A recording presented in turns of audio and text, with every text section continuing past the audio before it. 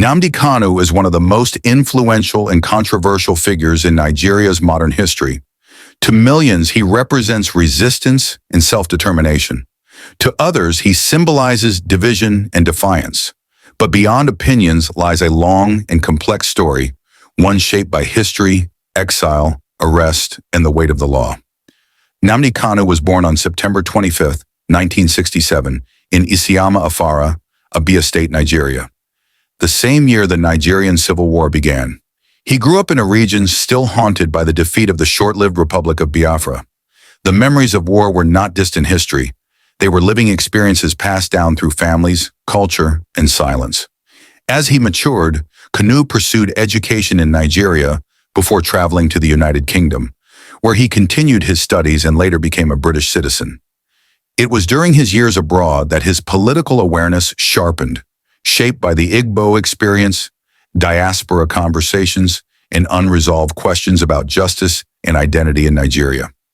Rather than entering politics, Kanu chose media as his weapon of expression. In the early 2000s, he founded Radio Biafra, an online broadcasting platform. Through its programs, he spoke directly to audiences across Nigeria and the diaspora, discussing history, marginalization, and the demand for self-determination. His tone was uncompromising, his language fiery, and his influence grew rapidly. In 2012, Nnamdi Kanu emerged as the leader of the Indigenous People of Biafra, widely known as IPOB. Under his leadership, the movement expanded globally. IPOB insisted its struggle was peaceful and centered on a referendum for Biafran independence.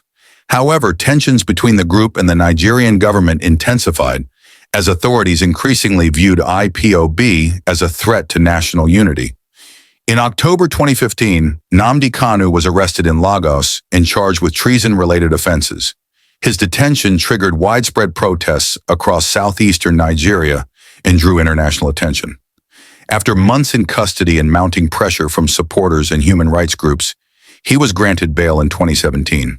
But that freedom was brief.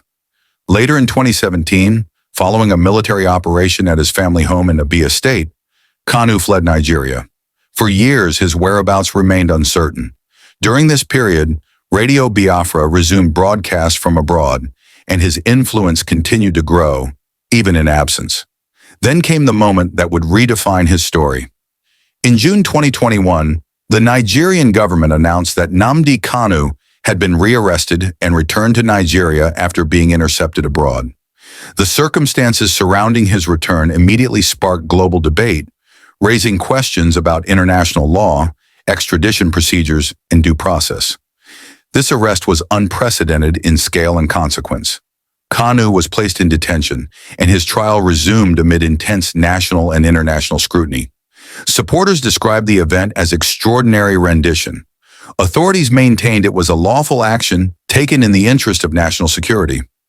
From 2021 onward, Nnamdi Kanu's detention became one of Nigeria's most closely watched legal cases. Court appearances, adjournments, and rulings kept the nation divided. His supporters demanded his release, citing court orders and human rights concerns. The government insisted the rule of law must take its course. In 2023, a major turning point occurred. At the Federal High Court in Abuja, Justice James Omotosho struck out the remaining charges against Nnamdi Kanu after the prosecution withdrew them. The ruling marked a significant moment in the legal process, though debates over its implications continued, including questions surrounding detention, enforcement, and ongoing appeals. Despite court decisions and legal arguments, Kanu remained in custody as discussions moved beyond the courtroom into diplomacy, politics, and public opinion. In the later stages of the trial, the case reached a decisive moment at the Federal High Court in Abuja, presided over by Justice James Omotosho.